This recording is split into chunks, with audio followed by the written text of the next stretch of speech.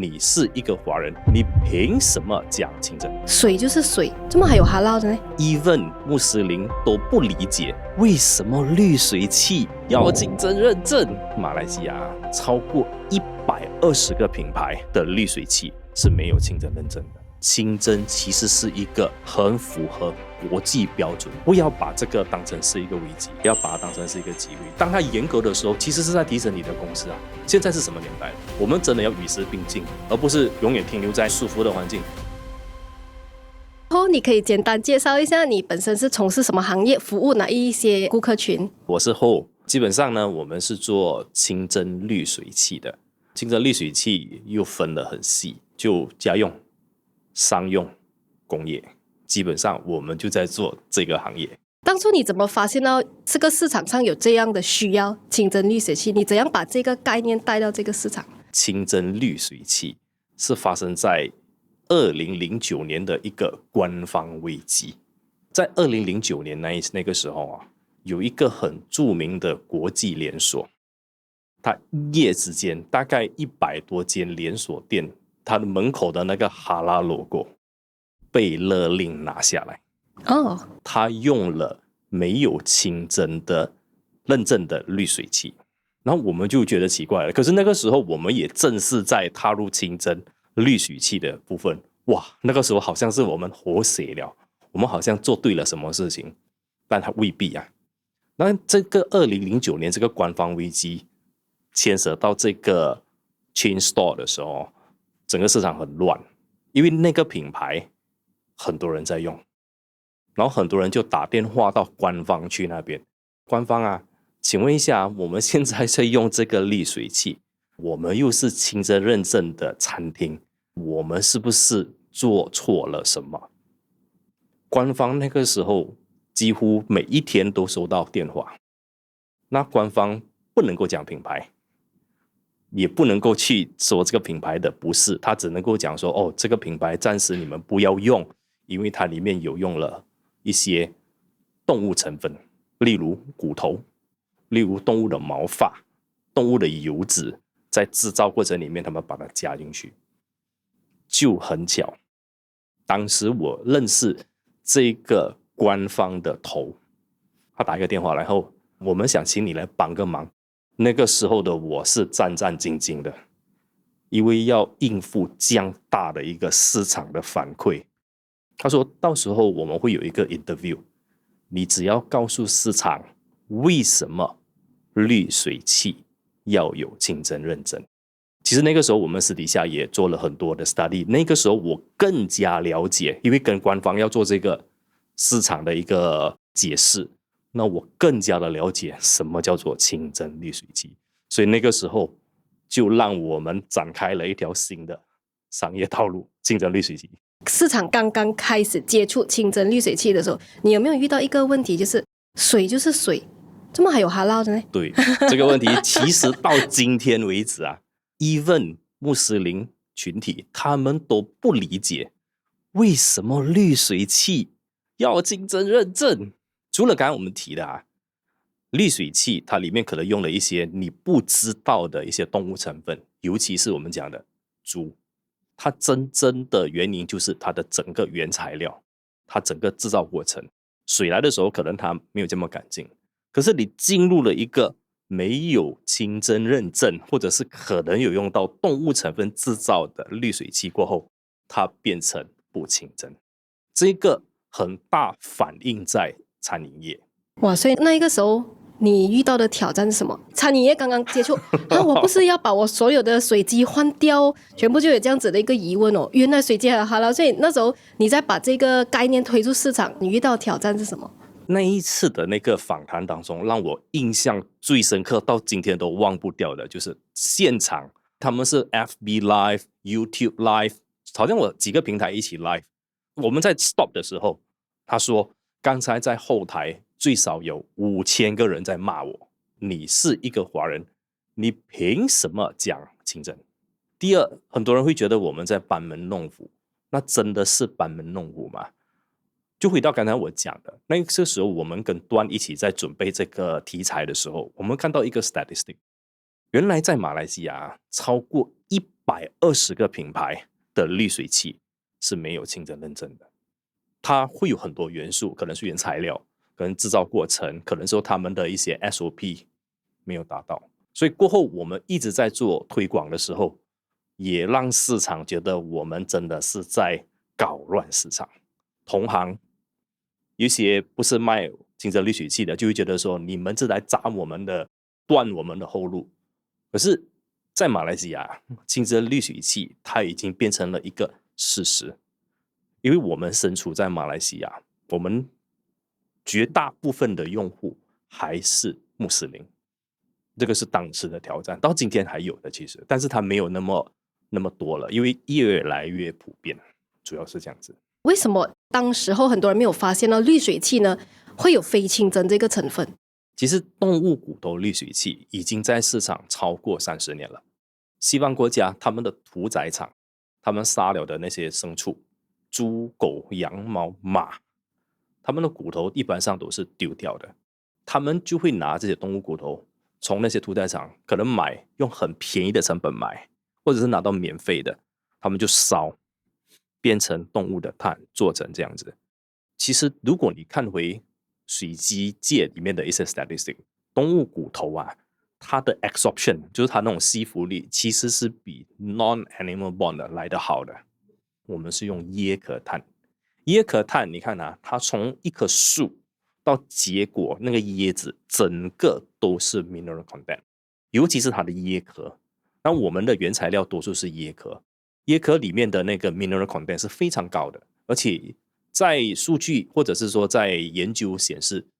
椰壳碳是非常适合拿来做滤水器，不只是滤水器啊，空气净化器也是，很多部分都会用到。它很 fulfill， 也就是说很贴近清真的要求，那只是之一，当然也是最重要的元素。清真这个概念，它不是只有跟穆斯林有关，它其实也是在食品卫生也是非常重要的。我们常常跟官方办很多活动，因为官方把我们视为是他们的伙伴，他们常常跟我们讲一句话，我们到今天我们的团队也好，我们的顾客我们都讲 Halal for all， 其实他就是在讲一个东西，卫生跟干净。你看啊，你今天去做一间工厂，它是 HACCP 的，它其实也对清真滤水器有挺高的要求。因为如果还是做所谓的食品的，我们曾经有一个客人啊，在酒后，他是做黄梨罐头的，他之前用的滤水器不是哈拉的，他就找到我们，他说我们要把我们的滤水器换掉。他说我在马来西亚做我要哈拉，可是我的客户啊在国外，他在看我们整个章程，我们整个 SOP， 我们整个的 material， 包括我们的水的时候，他们也要求要哈拉，因为他们在他们供应去的那个国家也是清真国家，所以原来在生产线里面做的一些食材啊或什么东西都是需要到清真滤水器。就是不是那个 end product 本身， 而是你如何去 process 制造这个产品的过程，对，也是必须要非常严谨的。其实你花了多久的多长的时间去教育这个市场？老实说，到今天，它是一条不简单的路，因为我们跟回教徒，他跟你讲什么，我就是哈拉，没有错，没有错，因为他们的宗教嘛。你跟华人讲，就像江汉每次跟我讲的，眼疾都要哈拉啦，空气都要哈拉啦，那我们就完蛋了。但我们一直在跟客户讲的就是，如果你需要一个很干净或者是很卫生，清真其实是一个很符合国际标准的准则。所以有清真滤水器这一个东西，它其实是为了很多餐饮业也好，工业的也好，食品业也好，或者是我们所谓的一些穆斯林 user 的一个 insurance。就因为这个东西，我们也无形中帮到了另外一个 industry， 就是素食的 industry， 他们才体会到说，原来滤水器也可以在素食工业里面 vegan 工业里面分一杯羹。这样我相信你从你的第一天公司成立到你100万，应该是不会用很久的时间了你就抓住了那个市场机会。其实刚开始的时候我们也不容易，我们就慢慢我跟我的第一个同事这2个人拿着那个工具箱，驾着一辆 van， 这样子四处去窜。到今天我们的团队也不多人，其实我们的团队每一个都是叶问，一个打10个的。因为我们其实现在目前的业务不止在马来西亚，也有在国外，大概16个国家，我们都比较低调的来做，也做得很开心，也做得很值得，因为让市场知道原来对的产品帮到对的市场，可以给客户对的选择。我们在做的一个东西就是低调当中又高调。低调的意思就是我们在市场里面静静的做，认真的做，先培养我们的该有的一些士气。当风口到的时候，那个就是我们发挥的时候。虽然说机会是主动去争取的，可是有些时候你争取错的话，你的那个心态会掉下来。所以我们都把持低调，可是另外一个角度是我们其实是在高调的。现在很多年轻人一创业就要进 F&B 做餐饮业了，但是他们一开始不会考虑进哈拉市场，都会不哈拉。你在这方面你的见解是什么？你对他们有给什么建议？年轻人创业其实是好事来的，因为他们也开始知道他们要什么。可是在选择的跑道里面呢，当然 F&B 是最容易开始的，因为简单来讲，你只要请一群厨师，一些 staff， 花一点钱做 decoration， 打一下广告，你就可以做一间 F&B。可是我们往往会看到的一个就是持续度，它能不能够待到最后，然后再开花结果。F&B 不容易，真的不容易。你看现在最近的一些 data 就好，关的挺多的，收的也挺多的，本来在扩展的也开始放下来了。奉劝现在的年轻朋友们，可以选择这一条路，可是你的功课一定要做得够。针对你刚才讲的另外一个问题，就是哈拉跟 non 哈拉的部分，我们来看另外一个 statistic， 马来西亚华人大概占23%， 3000多万，大概在600-700万左右。如果你是做华人生意的话，其实 OK 的，因为单单华人市场嘛，你就很容易驾轻就熟，你本来就是华人。可是如果你看广一点，你如果能够让你现在在做的这个餐饮业里面的食物，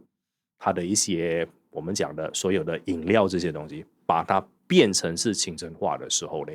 你是做100%，因为你包括外国人的市场，包括印度人的市场、华人的市场跟马来人的市场，所以就看你自己的选择。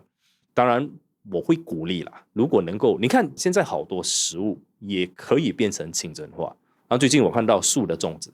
也就是马来人可以吃的菜头粿，马来人也开始在炒菜头粿、点心、油条、肉骨茶哈，鸡骨day还是什么？对对对。所以你看到这些是一个很不错的一个，除了创新以外啦哈，就是说你开始把这个 F&B 把它变成全民化，就像刚才我们官方一直告诉我们的 Halal for all。所以如果你让我自己或者是跟一些年轻朋友投身在 F&B 的话，我还是会比较取向哈拉的 market。 当然一开始的时候可能你没有把握，没事的，总要试的嘛，先试从 non 哈拉开始，然后过后慢慢的去研发，申请清真认证，好像找consultant像你们这一些帮忙做规划，它可以变成是一个哈拉的餐饮业的。而且不要小看哈拉餐饮业，如果有一天你的餐厅是很不一样的，刚好有一个外国人进来的时候，他觉得你这个 concept 很好的时候，这位年轻人，我想把你的这个 idea 带到我的国家去，很多事情是你想不到的。所以真的年轻人可以试看看，把你的品类变成这样子。像你在这个清真的国历期这么多年在餐饮业啦，很多餐饮业的老板对哈拉的误解又是什么？他们会觉得多此一举，水就是水嘛。可是在整个部分里面，我们还是回到刚才的比较注重的东西，就是卫生。 Water is food ingredient， 所有的食材你不要告诉我它没有用到水，不管它是在工厂的生产线，不管它是在你的厨房，甚至在你的家洗、煮、喝、用都要用到水。还有一点就是，你有没有想过，万一 cross contamination 交叉感染，因为你的清洗，因为你的准备，或者是你的一些环境不干净，都要清干净啊。这个就是我们常常会跟准顾客讲的几个比较重要的内容，过后才来是讲配置。我们通常会跟客户说，要么就 fit the size， 不要 oversize， 也不要 undersize。为什么呢？你看一个 cafe 就好， cafe 它在泡咖啡，如果有一天他用的滤水器是比较小的，可是他的生意是很好的，他没有水的时候，那他其实是 mismanagement， 或者是讲不好听，他叫丢脸。你这个部分你省小钱，可是你亏大钱。那倒转过来，我们现在去一个小的厨房，那你给他用一个好大好大的滤水器，那其实他也达不到。所以我们每次都会讲 fit the size, fit the usage。还有一种最近大家也常常在看到的就是咖啡市场，咖啡就更加不一样了。一杯咖啡98%是水，水占了绝大部分。那我们也会做这样子的一些 education to 我们的 F&B 客户，这些是我们常常在做的了。其实也不是指水机，可能很多人的 mindset 就是，我买一架好的水机，我不代表我一定要定时维修。有遇到这样子的顾客？其实我的 filter 或者是滤水器呢，它就好像电池这样，你用多，它就开始它的寿命就越来越短，这是其中一点。另外一点就是，很多人会忘记掉你家或者是你的商店那一带的水可能没有那么好，除了肮脏泥浆以外啦，它可能还有一些就是生锈、重金属，可能有一些 chemical 是你不知道的。每一个区域的水都不一样，所以我们很难鉴定说一家 filter 它可以打整个市场。No， 通常我们的团队去会做几个动作，就是首先先了解刚刚讲的那些元素，第二就是我们最迫切要去看的就是我们会做一个简单的 water test。Seeing is believing， 我们通常会让客户看到，老板这几年你还没有在用滤水器之前，你用的水就是这样的水，你可能比较有幸，你现在的客户没有来跟你 feedback 什么东西。可是如果你看长远的话，如果你现在好像你现在找我们是因为你要做竞争的部分嘛，那我们还是会建议你把这一块顾好，因为它真的是食材之一。现在很多中国的餐饮业也开始进军马来西亚，也开始申请哈拉的清真认证。那你觉得对我们本地的餐饮业会造成什么威胁？我会比较用一个很乐观的角度来看，因为我们这边有市场，人家才来。那是不是应该让本地的企业家、餐饮业者知道，你们在安渔局太久了？一个渔港里面啊，如果只有一只打架鱼是没事的，2只打架鱼来的时候就是打了，对不对？可是我们选择不打，我们选择想办法提升我们自己，差异化，把自己弄得更加不一样。有一点，中国餐饮业来到马来西亚是没有办法取代的，就是本土化。他们怎么样改进，他们怎么样子弄，比较难。可是本地的一些餐饮业者，你们有没有想过，你自己是不是应该创新了？是不是应该做一些不一样的标准化，甚至让你的 F&B 提升到另外一个层次？不要把这个当成是一个危机，真的要把它当成是一个机会。就因为我们这边有市场，人家才会进来啊。那我们真的要争气一点，尤其是马来西亚人，马来西亚不累的，真的。马来西亚其实你如果到国外去看，我们很多餐饮业都到国外很不错的，所以这个其实是一个很好的借鉴，让本地的餐饮业知道说，是时候我们应该做，因为我们本来就有市场，是我们做的不够好，是我们没有去进步，这才是真正我觉得本地餐饮业不要怕，真的敢去做。有竞争才会有进步。对对，一定是的。你只要记得那句话，这边就有市场啊，要不然他们来干嘛？对不对？那我们是不是我们已经懈怠了很久嘞？那个是餐饮业本身要去看的一个自己要去看的一道问题。很多人对哈拉误解，他觉得我又不是马来人哦，所以我申请哈拉会不会很麻烦 ？paperwork 很多。你遇到的顾客啦，身边顾客会不会有这样的问题？会很多，但是前提是你要问你自己，为什么你要申请哈拉？首先，以我们过来人的角度，申请哈拉它是一个对的 direction。你只要记得，你的世界很大，你的市场相对的也很大。一个有清真认证的产品，跟一个没有清真认证的产品，它最后的命运是不一样的。你还没有踏出这个世界，你还没有踏出这个马来西亚，你不知道原来世界是这么大的，大到有一些国家的名字你都不知道。申请清真认证会不会难？答案是不难。它的过程其实要跟得很紧，它难的部分就是那个时间。有的人可能会觉得说，我要在1-2个月里面拿到，那是不可能的，因为你很多东西要改变。你现在的生产线，或者是你现在的酒店是最麻烦的、最多的，改一个菜单你都要去做很多东西，所以它的东西特别多。然后就要看你本身的行业是涉及什么 ，cosmetic 啦、花生啦、罐头啦、水啦，要看你在哪一个行业。所以大家会有一个误区，就是竞争是很难的，其实不会，只是说你那个耐性。你看啊，你现在生意都照做了，你知道吗？可是申请认证，它是另外一个部门在帮你处理的。那条件是你一定要有对的团队 ，Halal Officer 啦、Halal Consultant 啦，然后你有没有跟到完啊，做改变啊，它是要一点时间。根据不同的工业、不同的领域是不同的 application。可是，一开始跟自己讲，不要觉得它是难的。只要一开始你觉得它是烦躁、很难的话，它就会烦躁。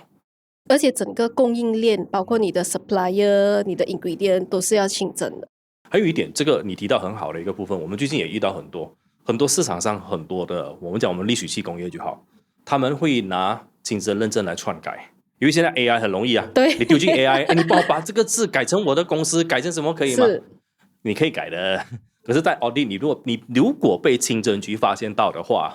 恭喜你啦。还有一种就是国外的清真认证呢，不是每一个都被马来西亚清真认证的局承认的，所以在选择这一些清真产品的时候，不管它是什么原材料啦，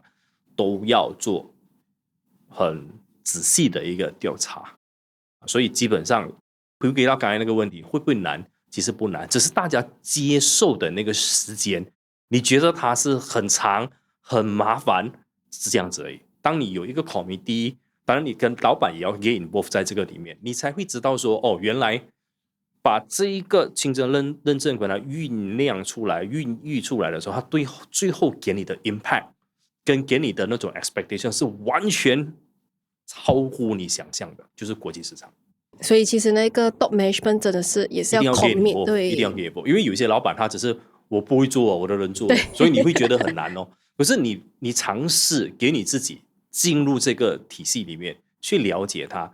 有一天你去国外遇到一个准顾客的时候，你讲起来的味道都不一样啊，好过你要叫你的 PA 什么帮你讲。有些时候做生意就是这样嘛，老板也是 salesman 来的，你出去你要跟人家讲一些你觉得你企业里面最核心的东西，所以鼓励老板参与在这个 process 里面。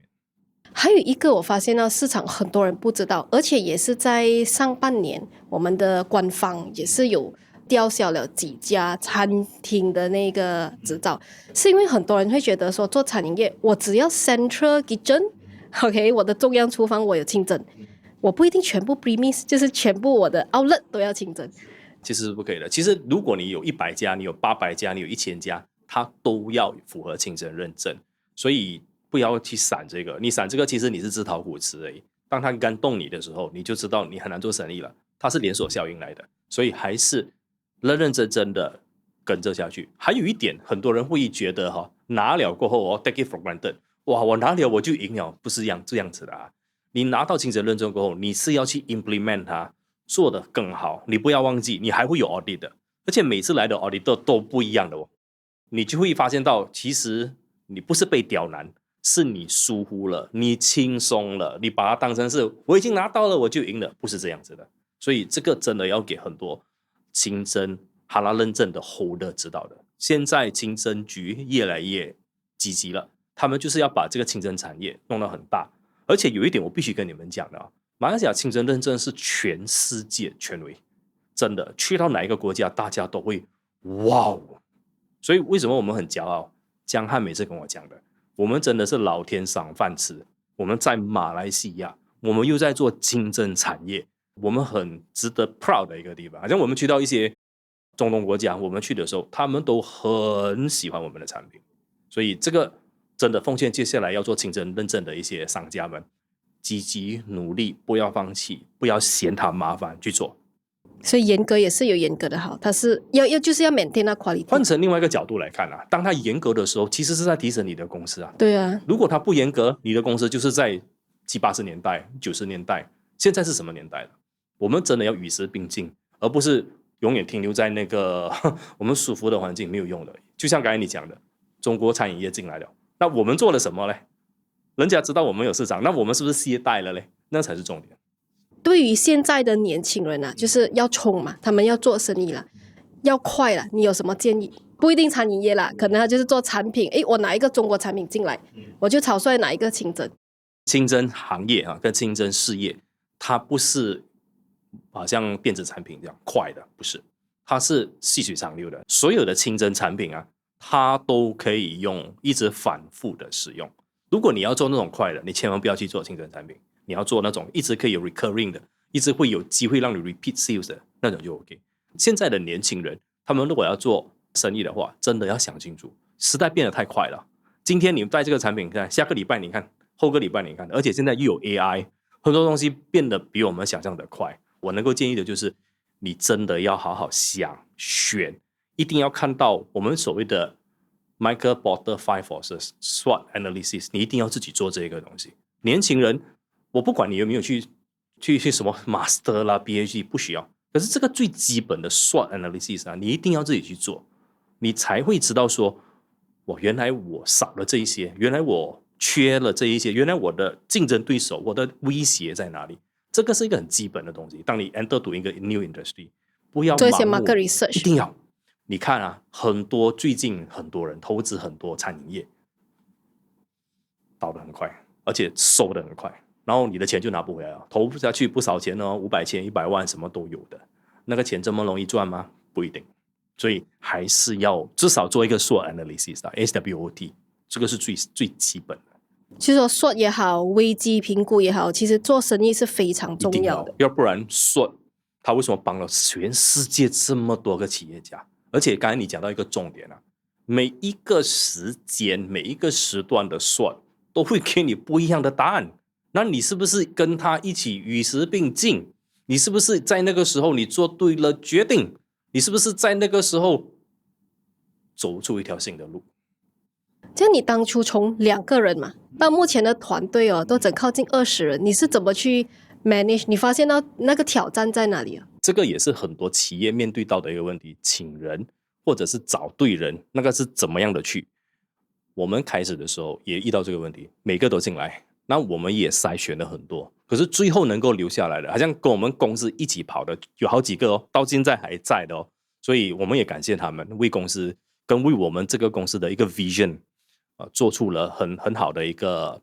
规划。然后我们在管理他们的部分，只有一个很简单的道理，就是我不会管你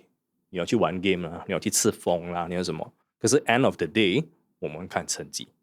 因为管理者其实我们要看的就是绩效，而不是过程。当然过程我们会听，可是过程会不会等于结果，我们越尾就知道。所以我们不会特别的去 micro manage 他们，也不会说你们要怎么样讲。当然方向一定会告诉你，可是 end of the day， 我们看你的成绩，然后我们再从那边做 improvement， 再做 enhancement。通常你的团队是年轻人居多吗？对，目前当然也有一些是比较年长的，甚至阿嬷级别的都有的。这样你们现在 Panacea 啦，已经是12年了。Next stage 你们会做什么样的改变和提升？很多人会笑我没有听过你这个品牌的嘞。其实我们不是没有在市场，因为我们合作的伙伴都是国际连锁，我们有签一个 non-disclosure 的东西，我们其实都是在这些大品牌的后面，我们不能讲。你问我说接下来我们要怎么样子去在这个未来的几十年里面还是几年里面做什么，我们还是在产品的部分做研发。为什么你知道吗？你知道现在水的污染源啊跟当年已经不一样了，哈拉是其中一个啊，哈拉是其中。现在的污染源已经来到 Forever Chemical， 叫做 PFAS。Forever Chemical 的意思就是我们每天都在用的，你知道吗？洗发水、shampoo、洗衣剂的水，它流到外面去，它会流到滤水厂去。然后很多人就讲，哎呀，你在讲什么鸟话啦？滤水厂都帮你过滤了啊。那我们再看另外一种 scenario， 去洗过车没有？洗车对不对？那个 shampoo 对吗？shampoo 是不是流到水沟去？它会跑到天空上去的，你知道吗？它下雨的时候，它就会到全世界，或者是我们马来西亚任何一个地方，在森林啦，在达曼啦，在龙沟啦，也会去到滤水厂的。所以看到吗？现在如果你看世界卫生组织一直在强调的2个东西，第一个东西就是 PFAS Forever Chemical， 另外一个叫做 microplastic。就是微粒啊，塑胶微粒。我们现在产品线已经有这个 feature 了的，所以我们现在给 F&B 的用户，甚至跟家的用户知道说啊，我们的滤取器有多了这几个功能。然后接下来我为什么会觉得说把产品研发得更好？因为未来有未来的污染源，我们不知道，所以我们只能够迎接未来的挑战。我们讲回做产品做生意不简单啊，因为你们是做产品，有没有遇到那个成本控制，又要在做 marketing 方面啊，那又要在研发啦，又要拿去请人栽培团队啊？这一个其实是每个公司遇到的痛点，是看我们怎么样去 leverage 它，就是说哪一个部分，好像比如讲5根手指，你现在知道哪一个是你要放最大的心思，先把 budget 投到那边去。当然你觉得说 OK， 可能有些东西我们要打平了的，然后我们就把它弄平来，这个才是让这几个东西平衡的地方。但总会有一个是你要优先的，就看每个企业，你觉得现在你应该砸钱在哪里？砸钱不是砸大钱，就是砸你现在有的 budget， 把它的 allocation 弄平均，你不会影响后面的 allocation。好像我们每一年我们会做展会，前一年我们就要开始去规划，明年的展会我们需要多少钱啊？这些都要规划好的，要不然你明年到那个时候，首先你会不够钱啊，第二你又想进，你又很别扭啦，第三如果我没有进去，我会错失机会了啊！这些都是在一个企业啊，东西要 plan ahead， 而不是说到那天才 plan， 太迟了。你的竞争对手比你还厉害，可能你还是弱的那一方。如果你是在这个环节的话啦。如果现在有一个年轻人，他在生意上寻找突破点，他在听着我们的 podcast， 你要让他带走的一句话是什么？在你的行业里面一定要认真、努力，跟把你的这个行业看细一点，不要以为你现在知道的就是一切，因为很多东西是你没有想象过的，所以把你的生意这一个部分的眼光看细一点，看远一点。因为现在很多人都会觉得 work smart 嘛，不需要 work hard，所以其实对你来讲 work hard 还是很重要的。在这个年代，我个人 work smart 是必要的，可是 work smart 的后面逗号，因为改变太快了，不一定 work smart 你就赢，因为你要看一些很 real 的一些 situation， 很 real 的一些 challenges。所以为什么刚才我讲，你以为你在这个行业你已经是标杆了 ，no， 你还没有出到这个国家以外，你还没有看到原来强中是有强中手，一山还有一山高。不要以为你本身就已经是这个行业的老大 ，no。而且你要看你的对手，或甚至是你的一些你所谓的偶像级的做法，他们是不是做了一些东西你没有办法跟得上的，那个就是你的弱点，那个就是你弱的地方。所以我看过很多年轻人，好像我们也给一些年轻人建议过，我们都会建议看细一点，而且真的改变太快了。我发现到现在很多人很多创业老板年轻人，他们觉得说我可以用钱去做很多事情，所以看戏不是我应该做的东西。钱它是可以，难听一句啦哈，有钱人是鬼对面，可是有些事情不是用钱可以解决的。做生意跟打仗是没有什么两样的，遇到什么问题就解决什么问题。我们看100年企业就好了，它能够 sustain 到今天，